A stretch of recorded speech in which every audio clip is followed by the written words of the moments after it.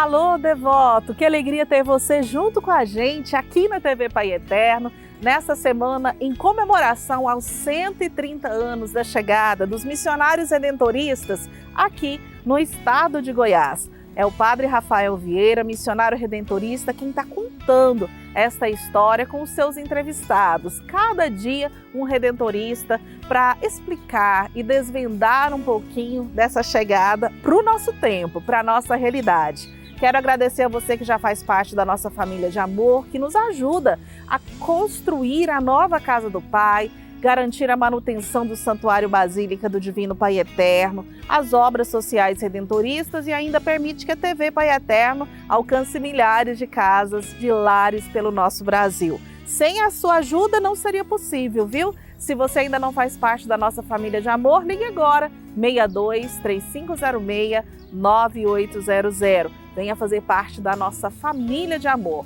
Vamos agora então para o nosso terceiro episódio sobre a chegada dos missionários redentoristas no estado de Goiás.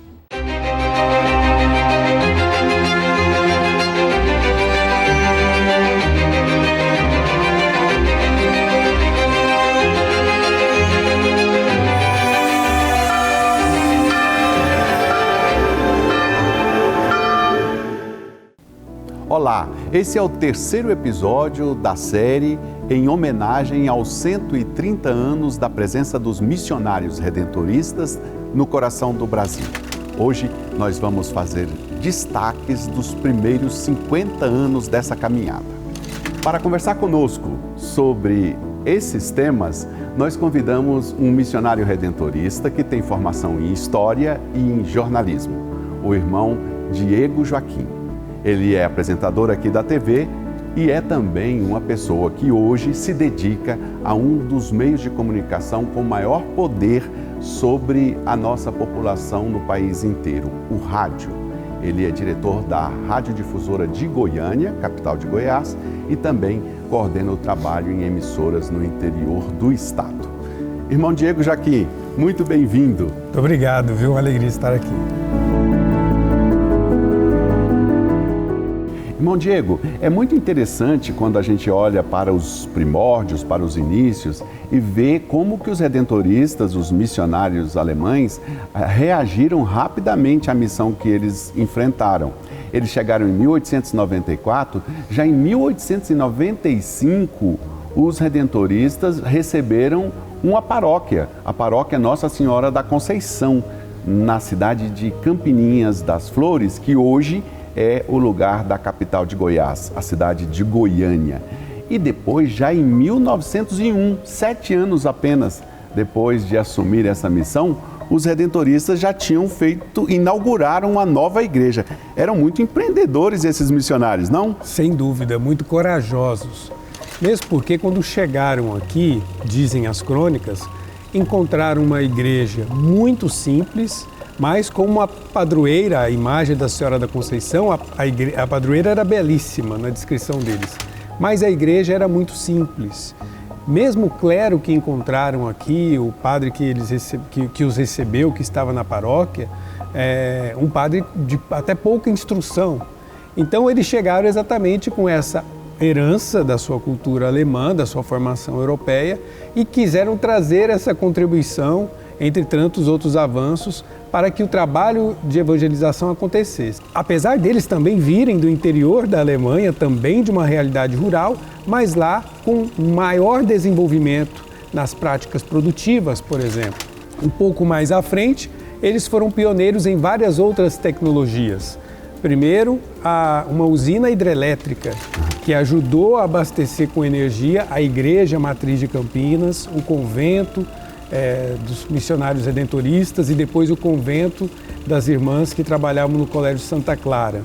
Mas esse desenvolvimento cultural, tecnológico, que partia do trabalho missionário dos redentoristas, teve influência em várias áreas da sociedade, inclusive na década de 30, na escolha do local para a construção de Goiânia, atual capital de Goiás. Irmão Diego, a gente fazendo esse resgate, eu estou pensando que seria interessante ouvir uma partilha sua a respeito desse movimento de Campinas. Nos outros episódios que nós já assistimos aqui dessa série, já fomos informados que os redentoristas vieram para cá a pedido de Dom Eduardo, não é? E vieram para Trindade, que naquele tempo se chamava Barro Preto. Então a gente está falando de Campinas, mas a missão mesmo era dirigida para Trindade, tanto que começou em Trindade, voltou para Campinas, se instalou meio que definitivamente em Campinas por causa das condições do lugarejo do Barro Preto. Mas logo assim, em 1912, quer dizer, quase que emendado naquilo que fizeram em Campinas, os redentoristas já inauguraram aqui o primeiro templo, o primeiro santuário da devoção do Pai Eterno. Eu queria uma partilha sua sobre esse movimento. É bonito a gente ler nos textos das crônicas, inclusive o trabalho historiográfico feito pelo padre Gilberto Paiva resgata isso, que desde que saíram da Alemanha, aqueles missionários sonhavam em chegar aos pés do Divino Pai Eterno, porque essa era a missão daquele grupo, que depois teve que se dividir para atender também o Santuário de Aparecida, e no caminho para cá foram orientados pelo bispo para que estabelecessem a sede da missão não no povoado do Barro Preto, onde estava o Santuário do Pai Eterno, mas na sede da paróquia, na sede do município, que era Campininhas das Flores, porque tinha um desenvolvimento maior. Talvez do ponto de vista eclesial faria mais sentido, porque eles também estavam assumindo a pastoral da paróquia. Por isso, ali já logo no início do século XX, o padre Renato de Francisco fez esse trabalho e construiu a Igreja Matriz de Trindade, que na época era a maior igreja de Goiás. E a gente tem que entender que Goiás, naquele período, era desde o Triângulo Mineiro até o Bico do Papagaio, do que hoje é o Tocantins. Então, em toda essa extensão, naquele período não existia uma igreja maior e mais bonita do que o Santuário do Divino Pai Eterno, que hoje é a Igreja Matriz de Trindade. Uma inovação pela distância, pelos recursos que existiam, mas uma forma de acolher tanta gente que já corriam naquele tempo, no período da festa e a partir dali em outros períodos do ano também. No início do episódio de hoje, nós falávamos dos impactos dos acontecimentos grandiosos no mundo na região remota de Goiás. Os redentoristas, de algum modo, sofreram também esse impacto, especialmente das duas grandes guerras. A nossa pergunta é: que tipo de influência poderia ter ou de preocupação poderia ter os missionários redentoristas na primeira metade do século passado em relação a esses acontecimentos mundiais, irmão Diego? Bom, acho que a primeira coisa que a gente tem que observar é que quando a gente está vivendo o momento histórico, a gente não tem consciência do que está acontecendo. As coisas que acontecem hoje, a nossa percepção, ela está envolvida de emoção, do nosso próprio envolvimento com o acontecimento, então talvez não nos dê um julgamento correto daquilo que está se passando. E com certeza isso também foi vivido pelos missionários, especialmente no período da Segunda Guerra Mundial.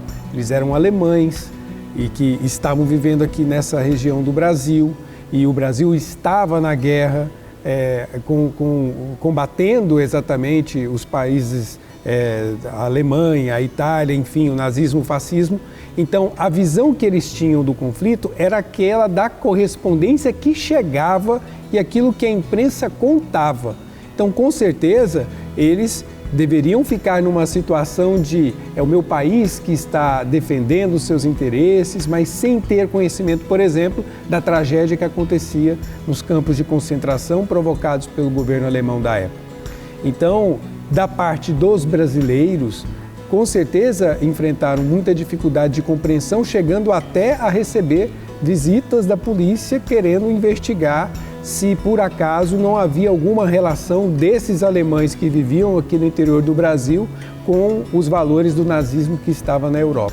A gente está celebrando 130 anos da presença dos missionários redentoristas nessa região do Brasil, e você é um jovem redentorista, né, do século XXI. Como é que olha para trás junto dos seus companheiros, da sua geração, olha para trás, que sentimento tem em relação a essa caminhada? Olha, é muita coragem, porque esses homens chegaram aqui sem conhecer nada do que seria o Goiás naquele tempo. Houve uns que nem aprenderam português, não conseguiram aprender. Não. Mas ainda assim tiveram coragem, vieram para cá. Muitos nunca voltaram para sua terra.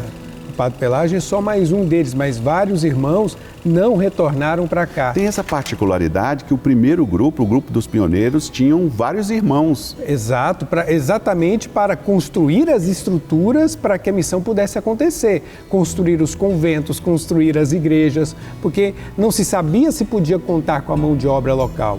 E os irmãos acabaram não só construindo, mas também formando mão de obra para depois trabalhar nesses trabalhos, e não só ali no curral, ali na obra física das igrejas e das casas, mas também no mundo das artes, porque muitos eram marceneiros, muitos eram pintores e deram essa contribuição. Mas havia ali um fenômeno chamado desobriga, que foi praticamente, eu acho que, a principal atuação dos missionários, dos alemães naquele período. Qual é para você, olhando hoje essa coragem, qual é o olhar que você tem sobre essa prática pastoral? Quando os redentoristas chegaram no dia 12 de dezembro de 1894, as pessoas estavam encantadas. Para não falar outra coisa, é porque nunca tinham visto tantos padres juntos. Isso porque Campininhas era sede de paróquia, então tinha um padre residente, o bispo já tinha passado aqui. Mas em muitas regiões do interior de Goiás, sequer haviam visto um padre ao longo da sua vida. Então, a partir dessa chegada desses 3 padres, um estudante, mais 3 irmãos, isso depois se tornou uma grande força missionária para visitar todas essas regiões. E como não era possível que eles frequentassem a missa dominical, celebrassem a Páscoa, o Natal, as festas, então se estabeleceu esse modelo da desobriga e que acabou dando origem, inclusive, para o surgimento de várias cidades aqui no entorno de Goiânia, no interior de Goiás.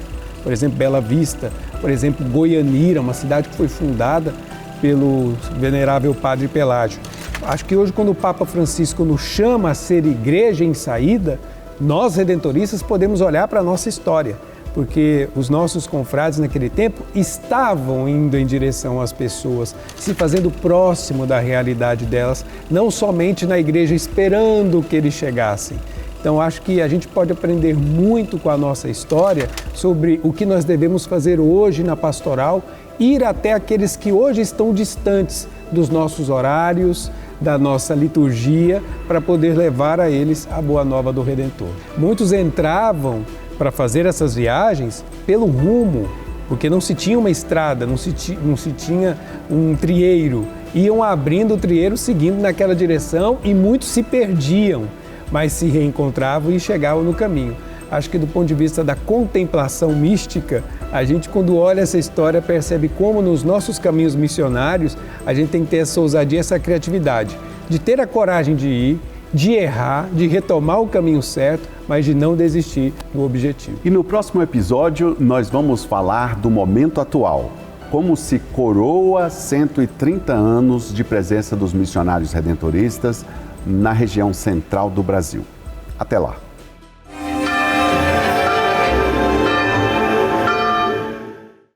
Como é bom descobrir um pouco mais sobre essa história. Você não pode perder amanhã, hein? O nosso último episódio sobre essa chegada dos missionários redentoristas no estado de Goiás. Eu espero você aqui na Lodevoto. Tchau, tchau. Até amanhã.